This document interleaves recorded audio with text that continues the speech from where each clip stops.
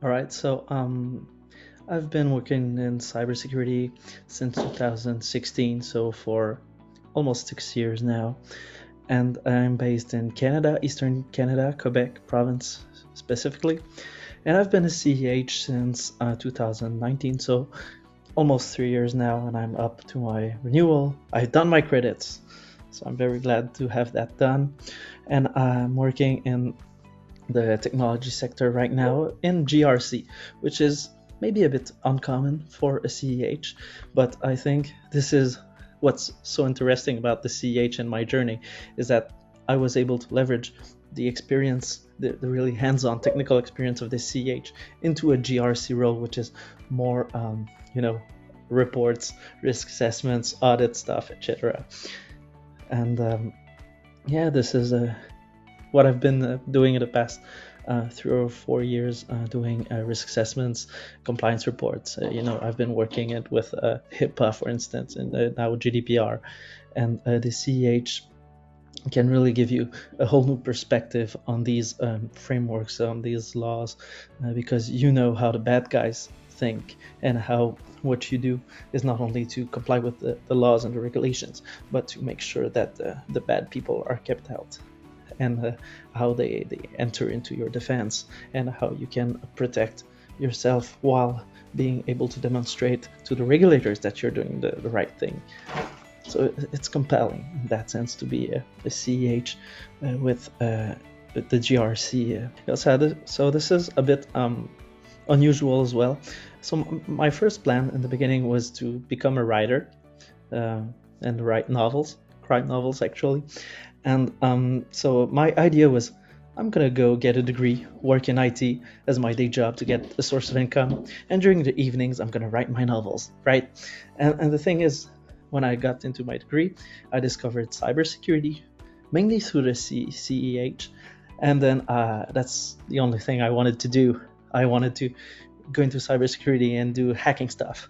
And the hook, what got me into cybersecurity was a story, Mr. Robot. So yeah, I was a big fan of Mr. Robot. That's what got me interested into the hacking stuff. And then CEH was there, and this is the same tools used in CEH as in the TV show. So it was very exciting at the beginning, and the more you do it, Of course, the fiction is magical a little bit, but the real stuff is also quite close to magic as well. Getting SSL strip and doing man-in-the-middle attacks. This is the same the feeling as almost doing magic in these shows. So the CEH was basically at my first internship. This was the thing that every people in the security team was doing because it was so exciting, right? It was hands-on, and you set up your own lab, you're doing actual exercise, you're scanning actual machines, doing real exploits, using real tools, password cracking, hashcat, and all that stuff, John the Ripper. And you're actually doing the things that are in the books. You're not just studying a book. If you're doing CEH right, you're actually typing the commands. And so be able to do a hands-on training really was what was the most compelling about CEH. And especially it was not just setting up machines, it was breaking them and having those vulnerable machines and doing a Metasploit module. And really, yeah, I'm typing that. It was hands-on. That was what was more interesting about the CEH training. Yeah, the part doing actual hacking. And so this is what hooks you into CH, right? It's learning the tools and learning the trade and being an actual hacker. But really, what you keep after all these years? I'm doing GRC, right? I don't remember all the Nmap switches. I studied them and I was really good at it for the exam, but I'm not doing Nmap switches in my day-to-day. But I've kept the hacking mindset to be a successful GRC specialist when I'm still able to think like a hacker. And this is really the core of the CH when you think about it, thinking about like the hackers. And even though I'm not doing any hands-on stuff in my day-to-day, I still have the penetration testing mindset, in that I still think about reconnaissance and fingerprinting, passive fingerprinting. I'm going to give you an example. I do a lot of vendor risk management, for instance. Well, vendor risk management, you can do, the questionnaires to know about your vendor and their security posture. That's a way to do it. That's like active reconnaissance. But what you can also do is look at their jobs page. In their jobs page for any vendor, you're gonna get all their technology that they use internally. You're gonna get sometimes the security job posting, and so you're gonna know exactly what is the security tooling that they use. And so this is a way that I got from the CEH, because CEH reconnaissance, that's what they do.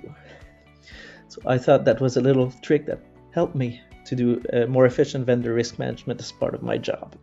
Well, as I said before, CEH is really great for your career as a mindset, because this is what you get a few years out, for me at least, thinking like a hacker and being able, to frame a risk to someone who's not necessarily technical, to be able to go to a vice president or a C-level and be able to explain how the black hats could get into your systems, and be able to say deep down that, okay, this is what I'm explaining, I understand it, and I could be able to demonstrate it at the end of the day. So this is what's really great about CEH, is to be able to have some type of background, a technical hands-on way of being able to say, this risk, I could pull it off. So it helps with your credibility and your self-confidence as well. So as I said, I work in the GRC field, governance, risk, and compliance. So this is not the default pathway for a CEH. So CEH in my region is more widely recognized for, of course, pen testing, vulnerability assessments, and anything that has to do with security operations and control. So SOC, SOC analysts, and forensics, for instance. So, the recruiters on LinkedIn, they see me CEH and they end up offering me jobs more into the pen testing and the SOC areas, because this is more where CEH is more widely known. So it's appreciated for the core skill sets of the CEH. So not directly, I've never been told, oh, you're a CEH, you're getting a paycheck, or a better paycheck, or you're getting a promotion. But that's it. Indirectly, yes, because having the CEH brings a new flavor to your approach and bring different skill set, and as I said previously, a level of self-confidence that enables you to get into a better place professionally. So this is not just about, having something that ticks a box somewhere. It's more about the skills that you build and the mindset that you get out of the CEH. Thinking like a hacker is going to get you far, more than having just a piece of paper. The piece of paper is great because, at the end of the day, you have to be able to demonstrate that you've got the skills. But the differentiator is how you get that hacker mindset and put it into action, and really have it inform how you deal with cybersecurity problems in general. Think like the enemy, basically. Getting into the hacker's mindset and acting like a hacker, it kind of got me off of my writing passion to another passion, which is cybersecurity. This is really the CEH and hacking that has gotten me into the cybersecurity world. I'm not sure directly it did, because I have a very, I'm going to spare you the details, but I have a very busy personal life, and unfortunately I don't have any spare time right now to do any volunteering and work for any organizations, in my area or my community to help them and spread my expertise. The only thing that I do have is in my community is having, I will not say the guts necessarily, but the drive to go to my hardware store when I pick up some things and go to the clerk and say, hey, you left your computer open, what area? You know what I could do to that computer that you left unattended, and all that type of awareness that you bring to the places that you go. You're left alone 15 minutes in a cabinet because you've got an appointment, the computer is open, or there's an application running at a place where you've got an appointment, and it's a Windows 7 box. You know what I could do with a Windows 7 box in 2022? This is the type of conversations that I've had, and I'm able to back up what I say because I know how I would compromise that Windows 7 box.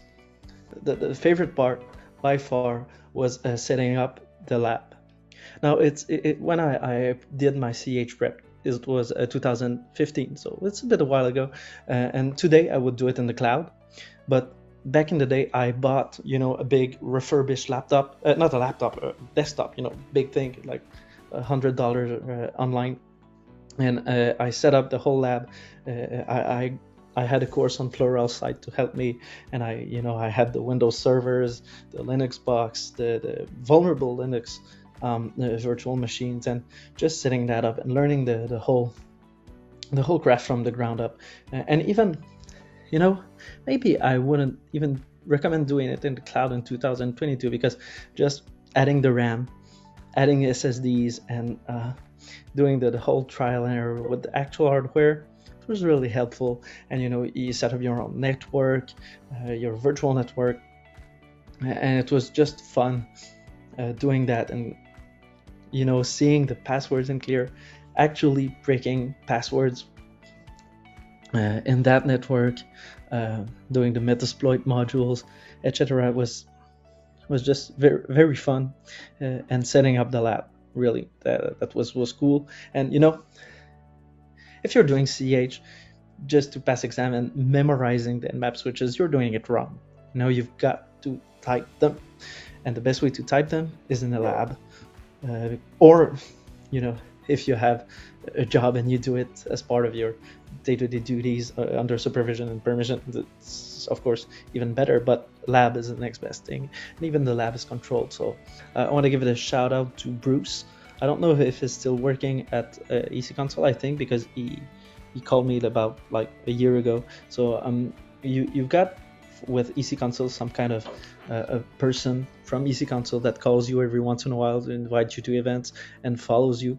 And what was interesting about it is that I registered for the exam at a given date, but I took it like maybe 6 months after, and Bruce was there and he was calling me, hey, how was your exam and when is set up, etc. And he was helping me with the process. So shout out to him and to whoever do the same task as Bruce.